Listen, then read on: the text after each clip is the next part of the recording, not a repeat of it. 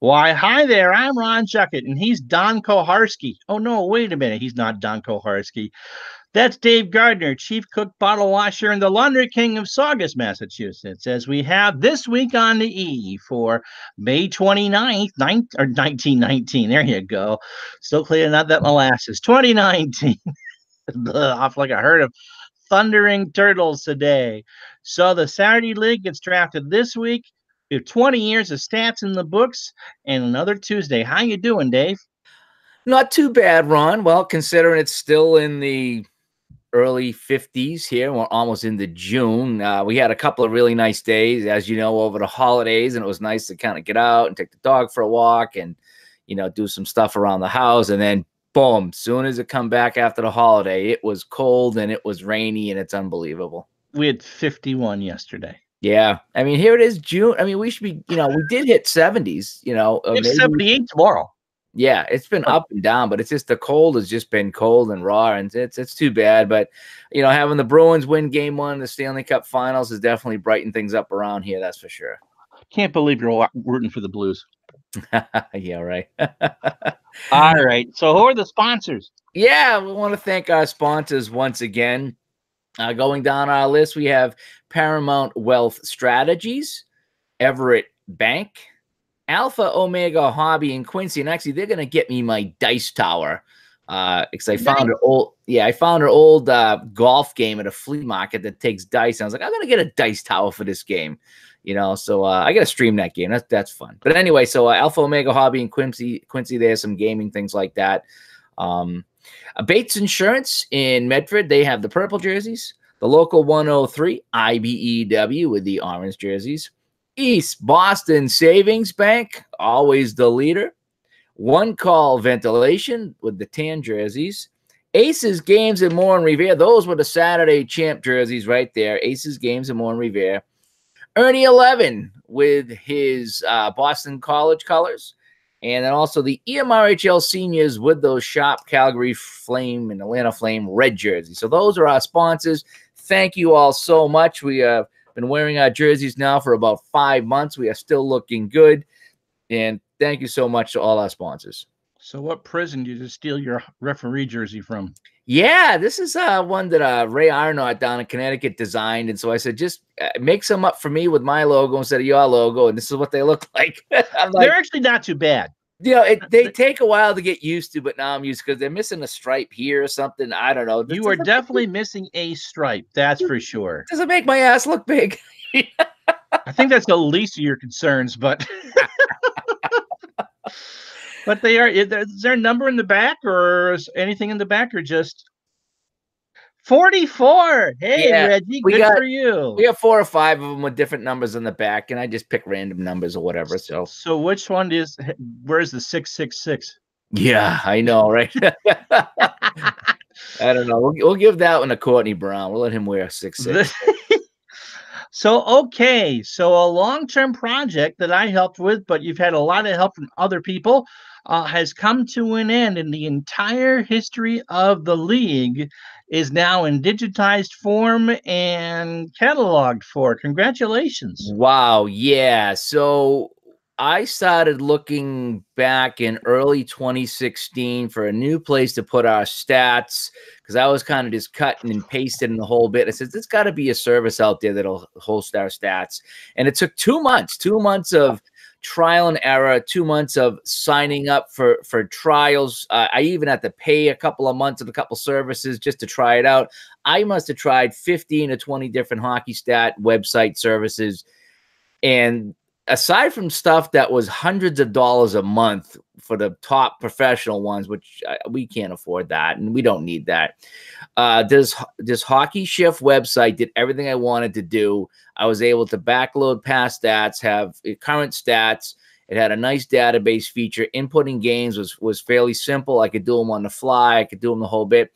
And that's the one we ended up going with. And I think it was probably March or April of 2016 that we started this project with just our current seasons. And then we started backloading some. And I had a whole bunch of people at the beginning that helped and did a few games. And then they kind of trailed off. But we kept plugging at it. And there was a couple people that would laugh. And I said, hey, I did my 4 games for you, only, 5,000 more to go.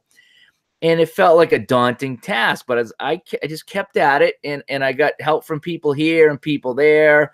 Some guys in the league, some guys that aren't in the league anymore. Sometimes it was somebody's friend or somebody's kid. I mean, I was just anybody that would help put in some games. We put in some games, and there was a couple guys in the league that chipped away every week for me.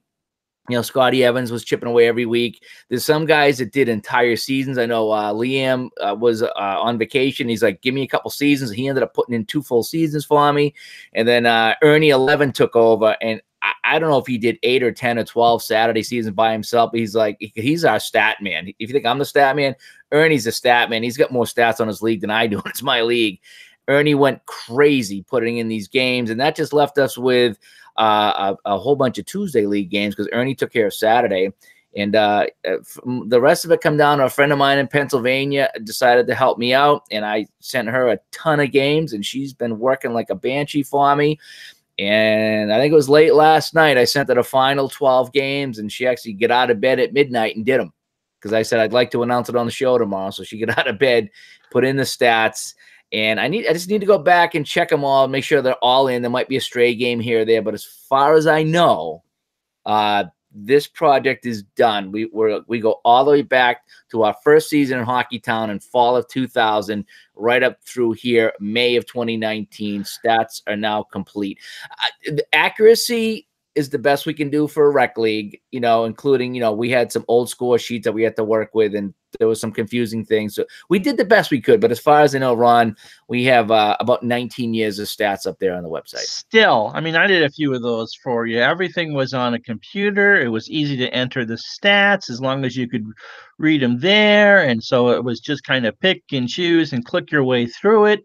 And so it really wasn't that difficult. And so the package of software that you used really was easy to do. And so I'm delighted for you guys to have all that history, and now we can see, you know, who did what when. And so what an incredible record to have preserved of all that history. So now, you know, if we go back and I've been holding back a little bit on this particular show to go back and talk about people's, you know, stats, because it's like, you know, if you would click say me, you click on me and you're like, geez, Dave, you played this week and you got your 1,000th assist. Well, no, because the stats were incomplete. I don't know how many more assists I had to go. And that goes for anybody who's been in a league a long time, is you don't know, like Dave Belial played last night. He had a goal. We were inputting games last night from 03-04 with Dave Belial on the score sheet. So even through last night, he was not complete with stats.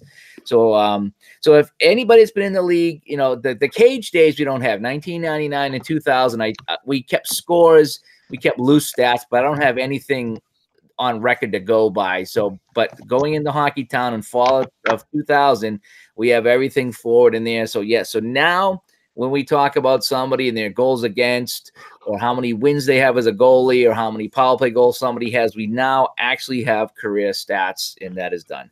That is amazing. And so when we do interview people in the future, we'll be able to know what they've had and can see what they've done.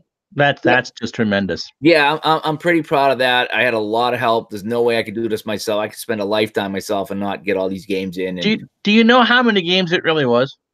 I do not.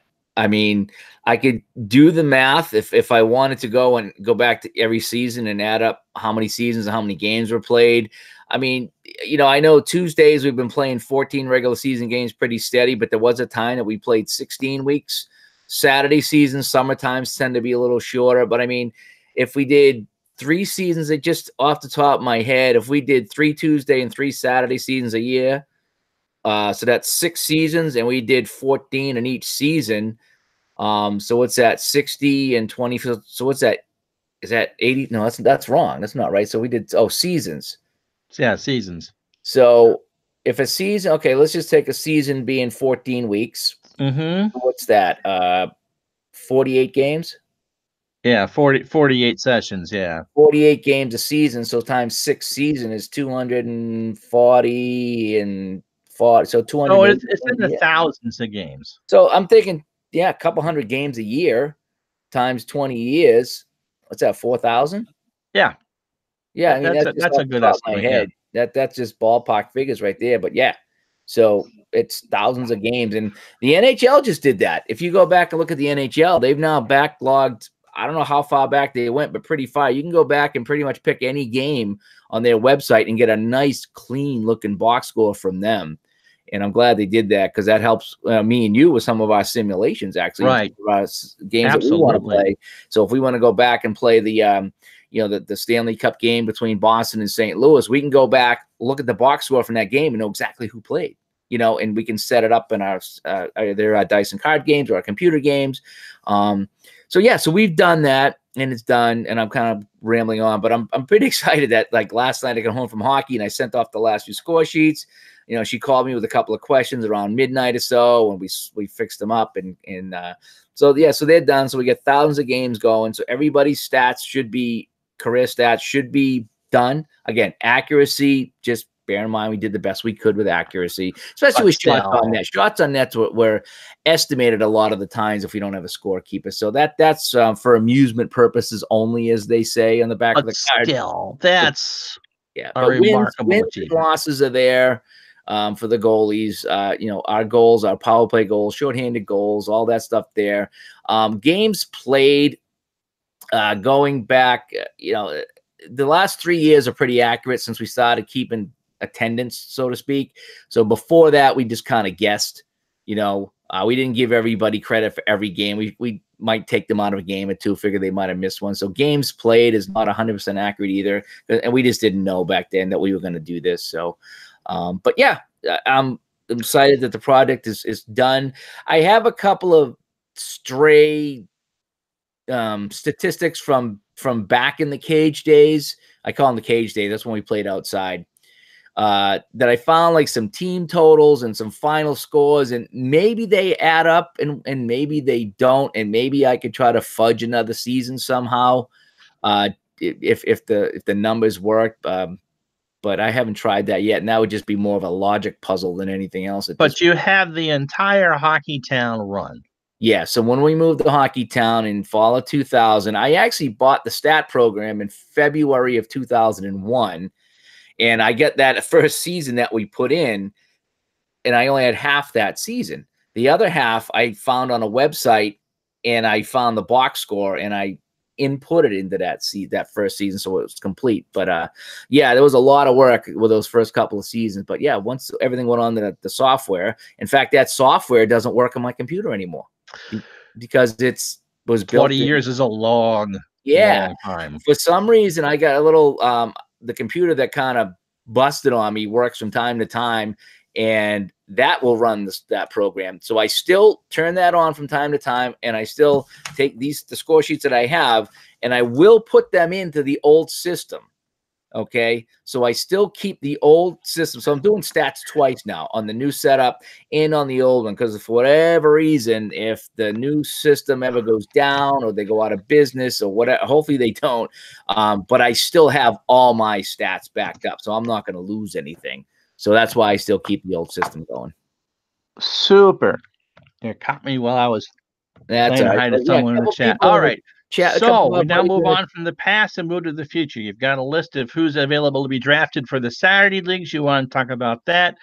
Walk us through the Saturday Summer League. Yeah, so we lost close to 30 players. That was very disappointing. There's guys that usually play all year that don't, and there's groups of people that bailed out on us over the summer. It was very disappointing seeing how many people are not going to play over the summer. Somehow, though, we've wrangled up some older guys, some returning veterans, some guys who jump in and out from time to time on Saturday, and a whole bunch of new guys. And we have built this back up to where we have over 11 teams worth of skaters, okay? We decided to cap it at 11 teams instead of trying to stretch it to 12, because what usually happens in the summer is guys peel off and they bail out. And, if we're not going to go in with a solid 12 teams, it's tough in the summer to try to find substitutes and fill in. So the plan for the summer is 11 teams. We will play 5 games. We will have a bye week, okay? The length of schedule will be determined. And the cost and all that stuff, we'll determine that tomorrow. So we're going to do 11 teams. We'll have bye weeks. And I was pretty excited that we managed to claw our way back to 11 teams and do the 5 games. Now, there's a few stragglers. I hate to use that word, but it's some new guys that have been emailing me, and I'm trying to get everybody in. So if you're a new player and for whatever reason you can't get in, we will sub you in. And then when something full-time opens up, we'll get you in. So I think we might have 3 or 4 players extra right now. I still haven't gone over because I added everybody to the list that wanted to play. Now I got to go back and make sure they want to play. But I think there might be 3 or 4 players extra, not enough to stretch it to 12 teams by any means. So we'll have 11 solid teams and a few spares. And that's how we'll work our summer out. And how we usually do our summer season is, if you have the bye, then you'll be the first guy we ask to sub in, so you have the option of subbing in, especially the referees. So if there's a referee that has a bye week or a captain, I like to give those guys the extra game. So we're picking teams tomorrow night, which would be May 30th. That's a Thursday night. We can't do it tonight because the Bruins are playing. So we'll pick teams tomorrow night. So then I'll scramble Friday. And boy, Friday's going to be a tough day because I need to get up, schedule, notify people, and I'm going to the premiere of Godzilla at noon. There you go. Yeah, so everything's happening all at once. So I'm hoping that I can get everything together and get the schedule up before I go to the movies, or at least maybe when I get home. But I'm not missing Godzilla. I have my tickets purchased. First time I've ever pre-purchased movie tickets in my life. Imagine that. But I wanted to go, make sure I got my seats. So she's taking a day off, so we're going Friday. So. Oh, good for you. Yeah, so it might be closer to Friday afternoon, depending how quick we get the draft done. If we can get the draft done quick, then I can come home Thursday and start working on a schedule and the whole bit. So team names? No, we haven't decided on that yet. Like I said, we got through the holidays. I'm just getting the draft list together.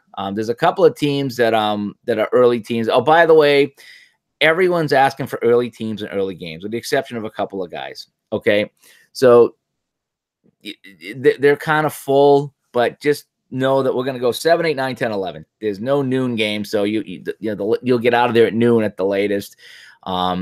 But it's just everyone in the summer is asking for early, requesting early games, the whole bit. So we'll do the best we can, but just know that there's no noon games. That's why we're going with a bye as well. So we'll do our best. We can't accommodate everybody because we're not going to start at 6. That's not going to happen.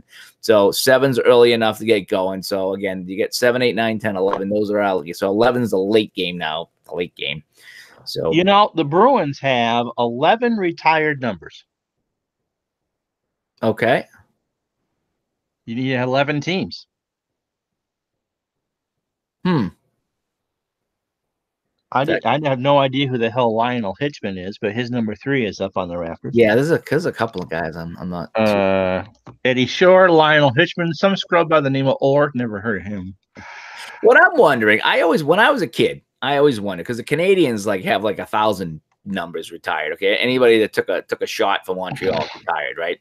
I always thought as a kid, true story, I'm growing up as a kid and I'm like, okay, so the Canadians got all these numbers. What happens in 100 years from now if 1 through 99 are retired from Montreal? Do they start wearing 101, 102? I mean, what would you do? What would you do if you retired 100 guys? Ask the Yankees.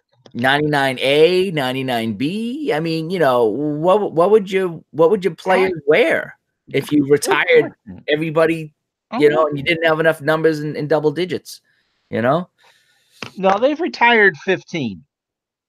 Montreal's retired 15. Right. You see what I'm saying? The question being, long after we're gone, 100 years from now, if the National Hockey League's still going, That's a good question. I don't know, because the Yankees are out of single digits. Yeah. You cannot get a single with Joe Torre and Derek Jeter, not to turn this into a sports talk chat show.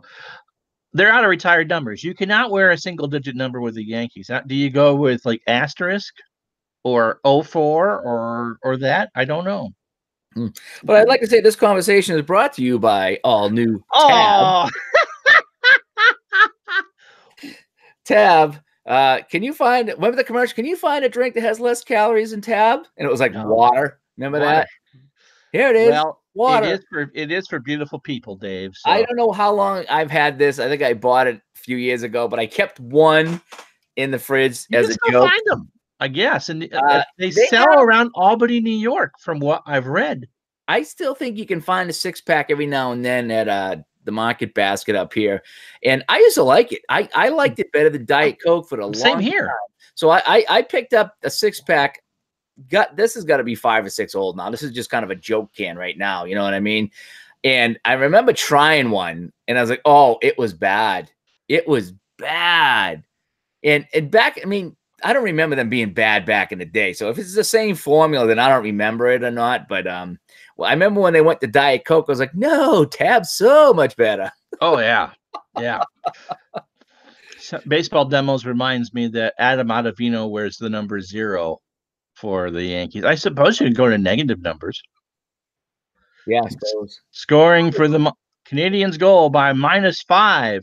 Hey, while we have some of our kind of going off EMRHL for 60 seconds here, we got some of our cards and dice and board game friends in the chat. Guys, check this out. Oh yeah, you gotta show them that. Yeah. So this, I picked up this at the flea market. Okay. And it's all the pieces are there, and I'm gonna stream it at some point. It's a crazy game. He was showing it to me the other night. I was showing Ron the other day. It's a dice golf game, very simple golf game, and there's very, very little information on this game on the internet, but the best that we can find, it was made in 1950. Al, Game Company in Springfield, Massachusetts. What's the name of it? What? It's out of West Springfield, Al, if you're still with us. It is the National Game Company. National Games Inc. I don't know if I can show you that in the corner. So anything you could tell us about that, we can kind of see it. National Games Incorporated out of West Springfield. So anything you can tell us about that would be greatly appreciated. All right. Let's get to National Games Incorporated, West Springfield, Massachusetts, made that game. It looks like it was 1950, so it's almost 70 years old. Just a simple parlor game. The rules are very, very bizarre, but I'll once I get my dice tower in, I'll stream that and take a look at that and have some fun with that. But I was all excited about that. So anyway, we got off topic here, but hey, whatever. So we talked about the Saturday season. We talked about the stats. All right, let's talk about last night. Yeah, let's talk about Tuesday night, will you? All right, the undefeated Hummingbirds took on the few skaters who did show up for the Eagles. I guess Glenn and Don weren't available, huh?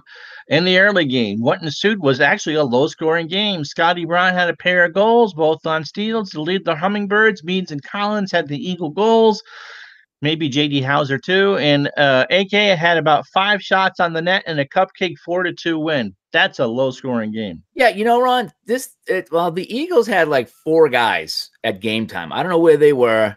You know, all these guys that asked for early games and then they don't make it. You know, I know one guy was sick and one guy, but I mean, it's just the idea that there were 4 guys there. So we started the game, and then a couple guys show up late, and then we threw some subs in. And this was 3-1 Hummingbirds after 1. Okay, 3-1 after 1. The final score was 4-2. So, I mean, all the damage was done in that first period. Scotty Brown, holy cow, Scotty Brown intercepted 2 passes. He's a defenseman. And steals him, goes in, and he blasted in the net. I mean, like twice in a row. It looked like it was a replay the first time. It was really good. Really impressed with Scotty Brown there. Pair of goals. So he'll get the #1 star this week playing for the Hummingbirds. Okay, at 7:30, after a low-scoring game earlier, the 7:30 game was a high-flying, low-defensive effort. The Geese had 2 shorthanded goals and 1 on the power play. That's a lot. On the power play, as special teams were key. It was another low-attendance game. Were the Bruins playing? No, everyone was still hungover from Monday night. Geese 10, the Toucan Sams 9. Everyone in the Geese played well except for Greg Ventura, who saw limited ice time in the third. Yeah, this is a high-scoring game coming off a 4-2 game. This was 10-9. Looking at this, actually, Toucans were up 5-4 after 1. Toucans are missing. I think they were missing 3 or 4 skaters. It was a bad night for attendance last night. All the games were really tough. I think the Hummingbirds were the only team that had all 9 original skaters last night.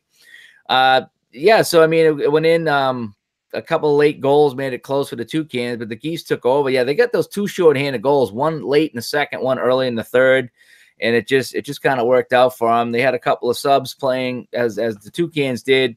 And, yeah, just 10 goals. Big 10-goal game for the Geese there. Easy win. All right, 8:30, an overtime game. The winless Pigeons aren't going to win if they don't show up. It sounds like we have a recurring theme here, but they're Pigeons, Dave. Their subs helped late the rally to force overtime and get the last place team another point, but the Peacocks won 9-8. The good guys walked away with a loss. Dave Bilal had his first Tuesday night goal. Sid Chernobyl was still operational. That's a glowing review from you, Dave. Yeah, we were just talking about Dave Belial when we were talking about the stats we were putting in last night. Yeah, Davey scores a big goal with 7:33 to play, and that gave them an 8-6 lead, and they would need that as the Pigeons storm back. They got 1, 2, 3, 4, 5 of the 8 goals, or so 6 of the 8 goals were sub goals for the Pigeons. That's kind of how this game went. They got a tying goal with a minute 11 to go to force overtime. Then in overtime, Dan Lopes turned around and fired one in. Nice shot by Lopes there as he beat the sub goalie Garrett for a 9-8 OT win for the Peacocks. So the Pigeons are 0-2, 0-2. Is that right there? Let me look at my standings here. They're 0-2, 0-2. They've lost 2, and they've lost 2 in overtime. They got 2 points. Yeah, it's not 0-4, right? That's not 0-4. Yep, they got something to show for it. Last but not least, the Owls are missing 5 of their 9 players. Loudon 12, Owls 8. Burdick had a goal. No players, no recap. Yeah, I was disappointed here. Dennis showed up and he goes, I got 3 guys. And he already filled in for his goalie. And I was like, what is going on tonight? I just don't know what was going on. And, boy, Tyler Bova, this guy, one of the better guys in the league. He's been slumping for a few seasons, but everything he fired went in. It just top corner, bottom corner. It's like bing, bing, bing, bing. It just from everywhere. He got the ball. He picked corners. It was his night. He was hot. And every time the Owls climbed back in it, Bova would just get on and snap one in. So, yeah, credit to Bova. A big game there. But, the Owls, you can't be missing more than half your team and expect to get any chemistry going. So, yeah. Absolutely. Yeah, so that's how that one went. So, yeah, Loon defeat the Owls, and that wraps it up there. We can take a look at our standings if you'd like to. We can.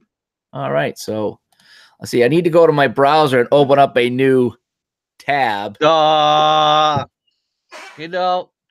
Baseball demos rubs off on all of us, right? Oh man, yeah, I've been waiting for that one there. So let's go to my let's see if I can share this. He's gonna pay for that. I love it. That's great. All right. So let's see how this looks here. Can you see my screen there? I can. Hummingbirds are 4-0. Actually, you got 2 teams at 4-0. The Hummingbirds and the Geese. Yep, Hummingbirds and the Geese, 4-0, 8 points, solid on the year. Big differential too, +10 and +11 for them. So we might have to downgrade them. I'm not sure. The Loon with a big win last night. They're now 3-1. Peacocks at 500. They're at 2-2. Then the bottom 4 teams are all under 500, all with 250 win percentages.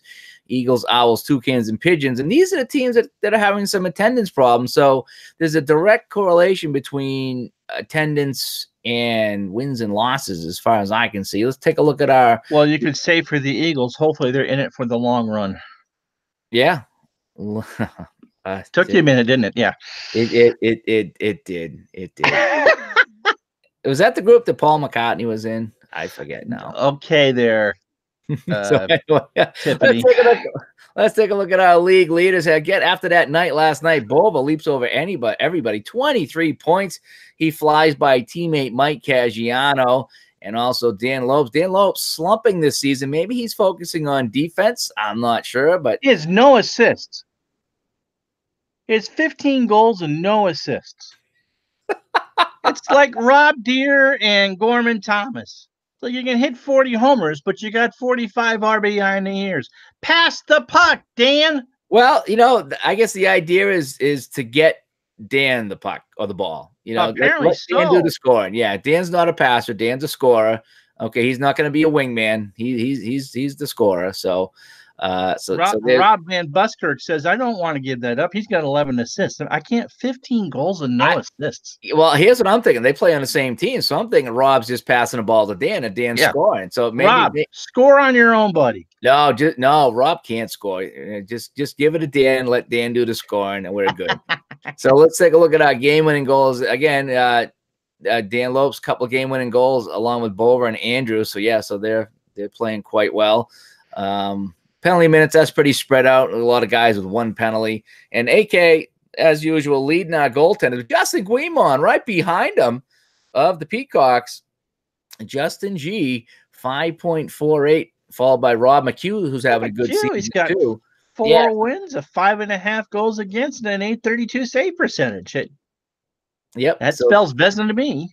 Yeah, some of these guys are playing really, really well this season here. Again, we've had some low-scoring games on Tuesday night. So that kind of wraps up our look at the Tuesday season. All right. And so this is our last weekly edition until I think probably when the world comes back after Labor Day, right?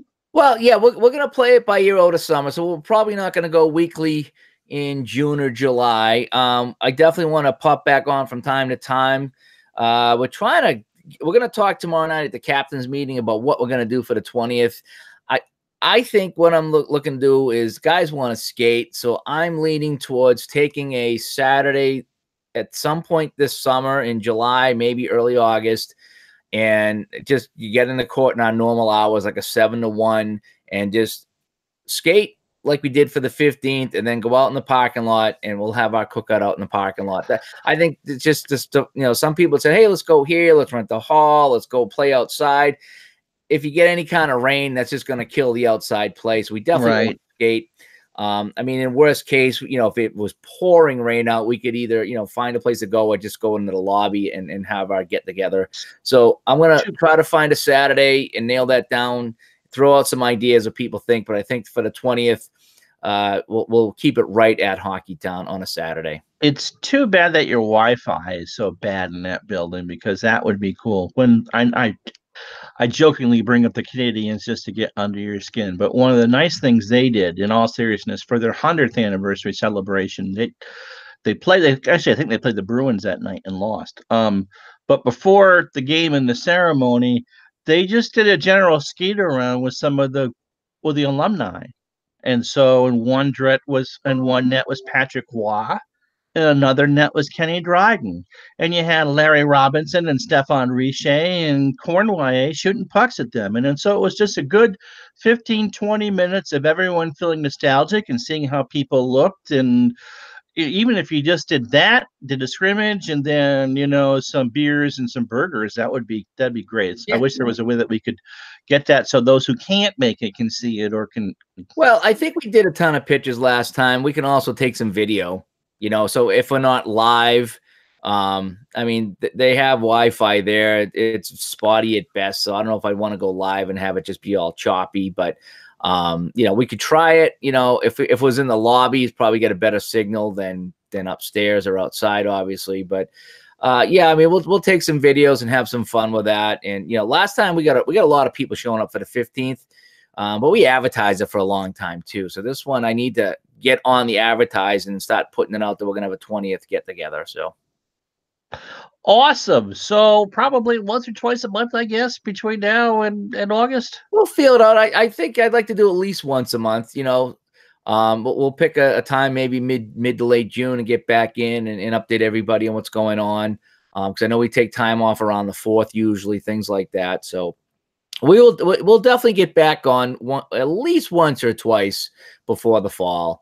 But as far as the weekly stuff goes, like I say, with the better weather here, I don't know who's going to watch and who's, whatever. So we'll just scale it back for the summertime, and then weekly we'll hit it again in the fall. And if that's if everybody wants it back, I want to get some feedback from everybody, what they think. I think having guests on was kind of fun and talking about things. And so, yeah, hopefully maybe we'll have a new improved show in the fall too. You never know. There you go. So that'll do it for the first season of This Week on the E. We'll be back with you a couple times over the course of the summer, and then sometime around when school starts around, we'll have the second season of This Week on the E. Until then, I'm Ron Juckett. He's Dave Gardner. We'll talk to you the next time. Bye-bye.